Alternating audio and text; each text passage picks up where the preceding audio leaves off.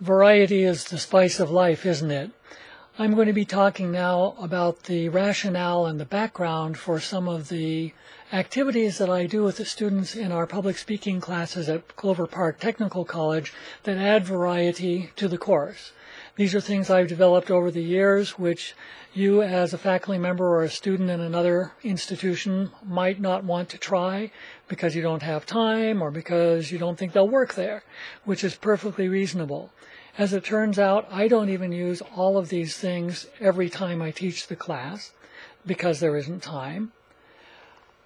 These are based on three ideas, one of which I mentioned way back earlier in this guide, which is student involvement theory.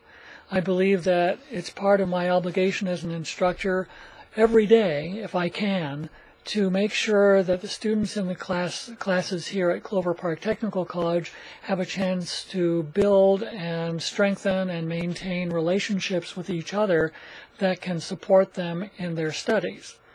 I also believe it can be fun for the students to do this. The second thing is that I believe public speaking is speaking in public.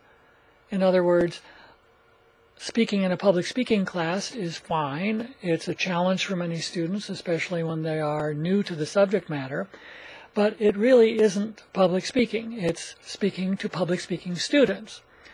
When a student is first asked after this class to speak in another classroom or to speak off campus in a civic organization or some other place where there really are strangers who are not involved in the same academic enterprise that they are, then that's not the same thing as what they normally would get in my class.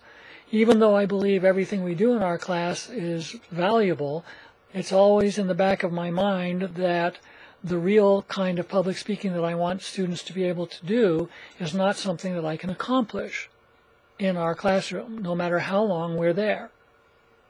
The third thing I'd like to mention is that, as far as I'm concerned, if it is wise extra work in classes and in colleges and universities can be fun and can be productive.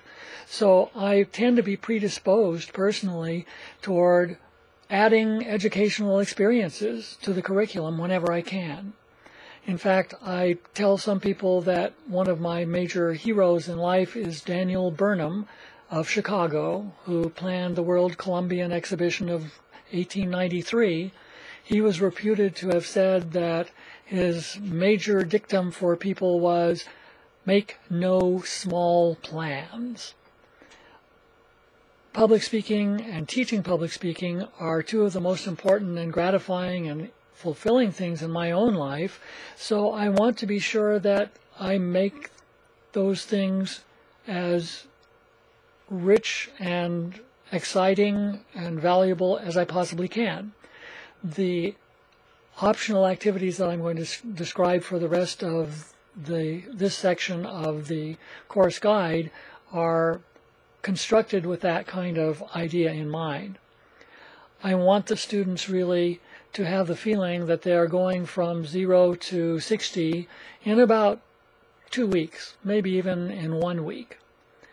Also, I want to give them something that will transcend what they learn in the course itself, which will cause them to think back on the course afterward and also to be more successful afterward than they would have been if they hadn't had those experiences in the course. Now, this isn't anything new, I suppose, to anyone who is teaching this course. We all do it because we love to see our students blossom.